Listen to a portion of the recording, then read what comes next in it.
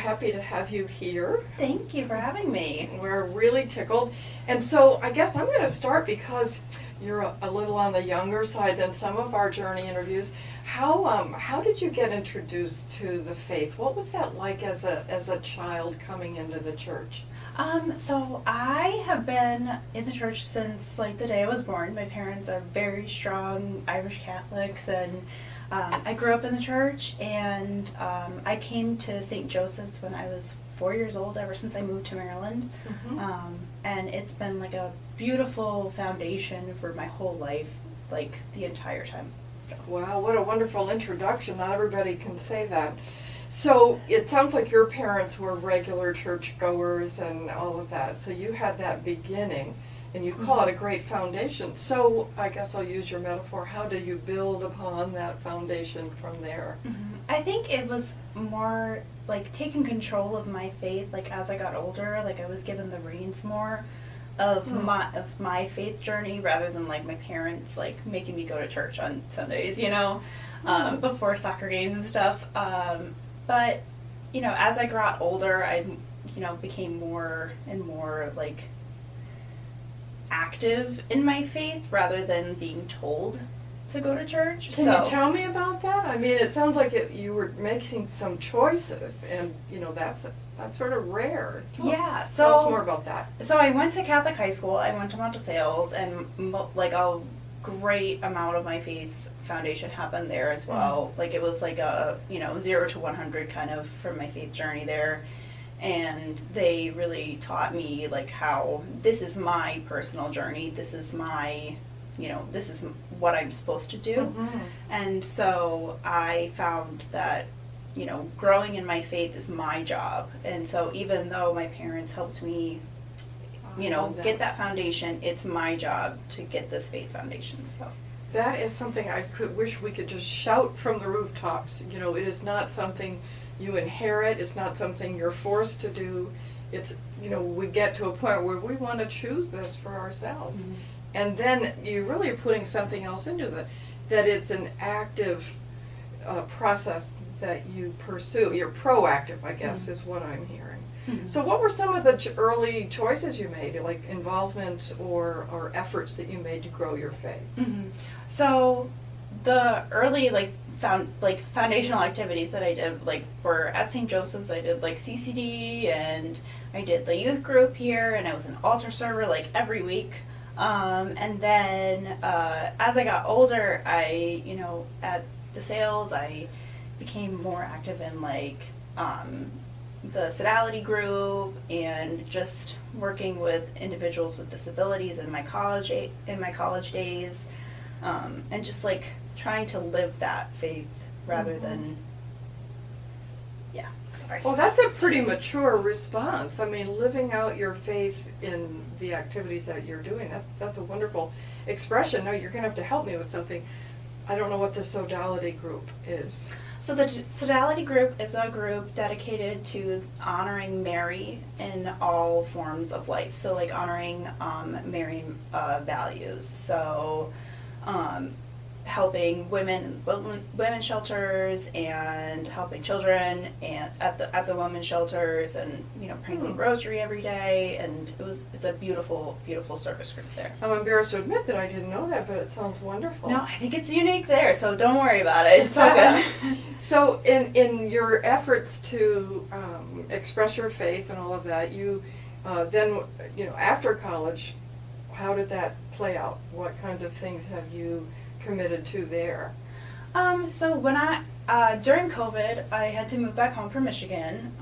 It was a very unexpected, crazy situation. I moved back home, pretty much in the dead of night. I was never expecting to move back to Maryland. Wow. And then I came back, and I realized that because of my dad and his involvement, I realized that I have so many ideas of how I want the church to be run, of how I want the church to be for other people.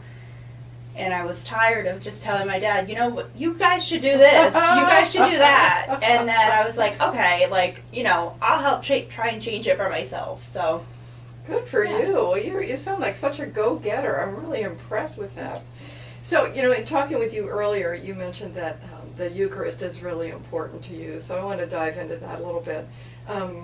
Can you tell me what your first impressions were about the Eucharist, or what particularly is meaningful? So, I'm not gonna lie to you, when I was a little kid, this was like my hardest struggle with the faith was the Eucharist.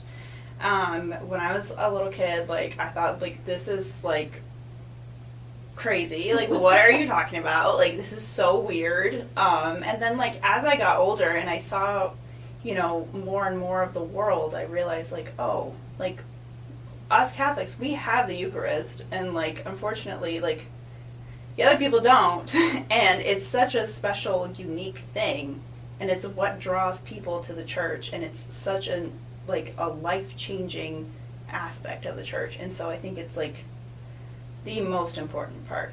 So when you say it's life-changing, there are some people that don't value it like you do. How would you explain? What do you mean? How does going to church and having communion change your life? I think it's more, like, I don't know if you can explain it.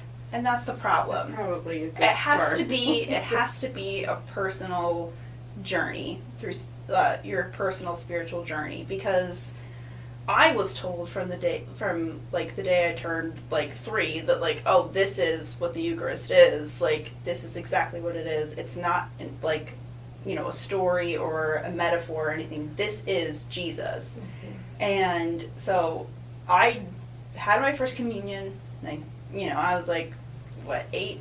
And I didn't really, understand it that much. Sure, yeah. And I didn't really, get it until I was an adult. And so I think it's just a journey that you have to go on yourself. You need to be exposed to the right, kinds of faith-based groups and right priests and the right religious lives, nuns and sisters and stuff, sorry. Mm-hmm. And then you'll come to your own decision about it. But I think Mm-hmm. that most people are led to the truth.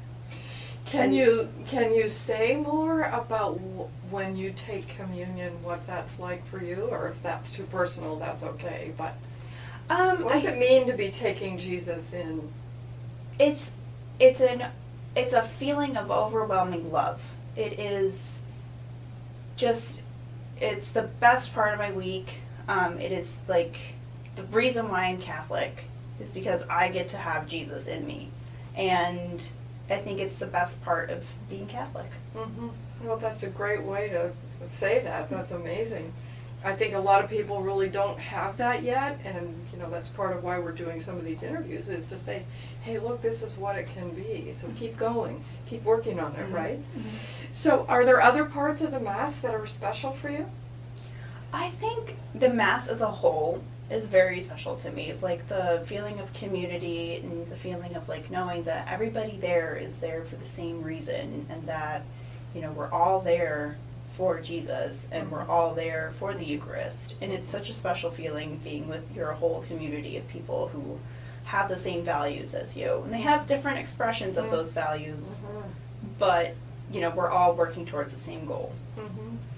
So if you're about to get more involved, if you were going to talk to someone who's about to try to get involved, what would you say to them involved in church activities or church groups? Why bother? I think that's a very personal journey for them. I think that if they're asking, their hearts are already in the right place. Their hearts are already working towards Jesus. And I think that like if you can work towards like mission, like the mission groups, and work in service for others, I think like you're already there pretty much, Mm-hmm. So your involvement, coming to the Mass, all of those things are things that you would recommend people do. Mm-hmm. And you've been doing it for a long time. Mm-hmm. So in your short life, I should say. So, Yeah. Well, Margaret, we're really happy to have you here. We're happy to hear your story, your journey, how meaningful it is to you. It shows on your face. And so we're glad that you share the journey with us. And so next time we'll have someone else share their journey, and maybe it's you.